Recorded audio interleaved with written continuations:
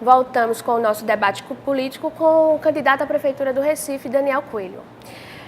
Candidato, em uma recente pesquisa divulgada pelo Instituto Nacional de Pesquisa de Políticas Públicas e Álcool e Outras Drogas, o IPAD, o Brasil ficou em primeiro lugar como principal consumidor de crack e, em segundo lugar, um consumidor de cocaína. No atual governo, foi lançada essa campanha, o crack é possível vencer, né? Porém, nenhuma clínica foi aberta até a presente data. Como o senhor analisa a proposta dessa campanha e, se caso você ganhar, o senhor ganhar, qual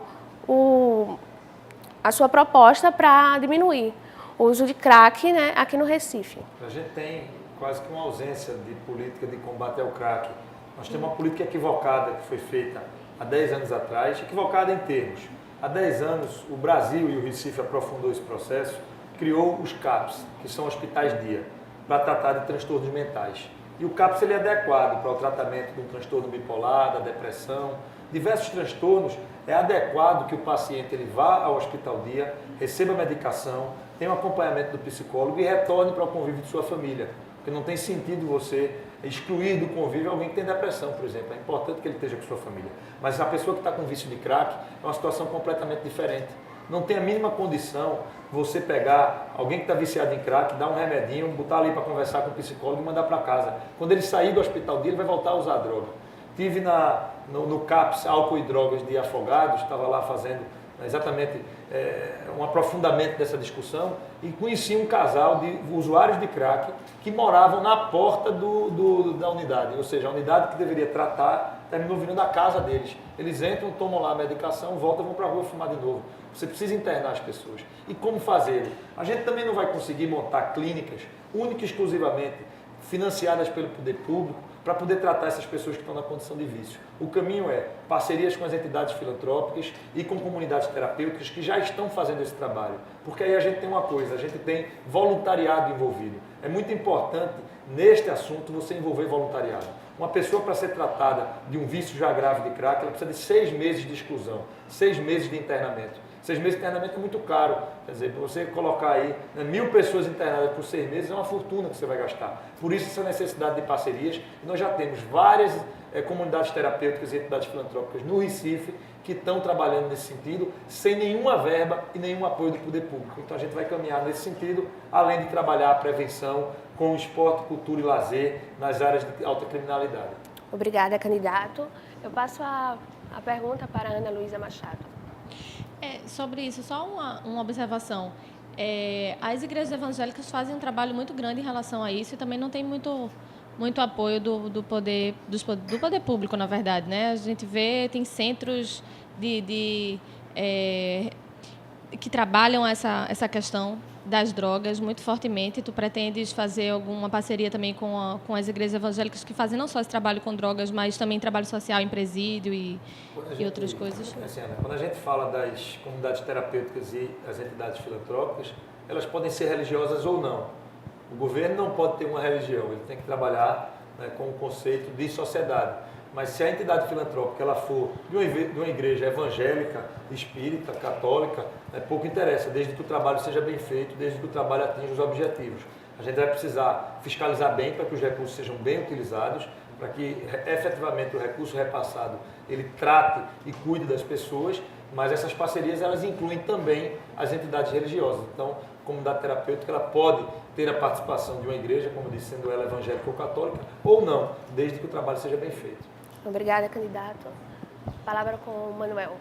Candidato, a gente vê nos guias dos seus adversários propostas como clínica da família, UPAE, que alguns até brincam que é UPA Eduardo, vai e vem, que alguns também fazem outros trocadilhos com esse nome, mas eu não vou fazê-lo aqui na faculdade. Qual é a marca que a sua gestão quer ter nesse ponto? Qual é o ponto que você está? Porque você está focando muito naquela história do Brasil real, mas qual é o ponto que você quer focar mesmo? É essa questão das dificuldades das comunidades que não foram resolvidas ainda? A gente tem, primeiro, o nosso programa de governo ele tem 2 princípios que norteiam todas as nossas propostas. Primeiro, a gente falou que a questão da gestão mais profissional foi na primeira pergunta de Daiane. O segundo, a questão da sustentabilidade, da importância da análise de cada decisão de governo, dos aspectos ambientais. Então, esses são os princípios de nosso programa de governo. Na campanha, nós estamos querendo apresentar ao eleitor uma maneira mais sincera de interagir com as pessoas. A campanha parece que virou um concurso de promessa. Um chega, promete 10 hospitais, o outro prometeu 10, vou prometer 15. Aí o outro quer prometer 20. Então vira um concurso para ver quem promete mais. E na prática a gente sabe que isso, um número fácil, ele se aproxima da mentira. 4 anos atrás, o João da Costa, quando foi eleito, fez um compromisso de construir 10 policlínicas na cidade do Recife. Ele está concluindo agora a primeira. Então não adianta dizer um número em eleição. O que a gente tem que falar é de princípios de gestão, como a gente vai administrar, por exemplo, nessa questão do combate à violência e às drogas, que a Daiane agora me perguntou. Tem um candidato agora que está prometendo fazer os COMPAS, que são centros com esporte, cultura e lazer para a juventude.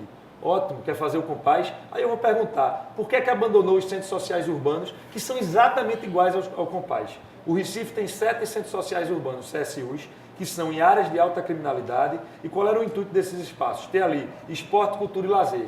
Foram espaços construídos na década de 80. Estão abandonados hoje numa parceria do governo do estado e da prefeitura, porque o prédio é estadual e a administração é municipal. Então você abandona o que tem e sai prometendo coisa nova. Primeiro ponto e a primeira questão que a gente vai, a primeira ação nossa vai ser resgatar o que eles abandonaram. Eu tenho usado sempre uma frase que ela serve exatamente para exemplificar isso, é que nós vamos pagar o fiado que eles deixaram.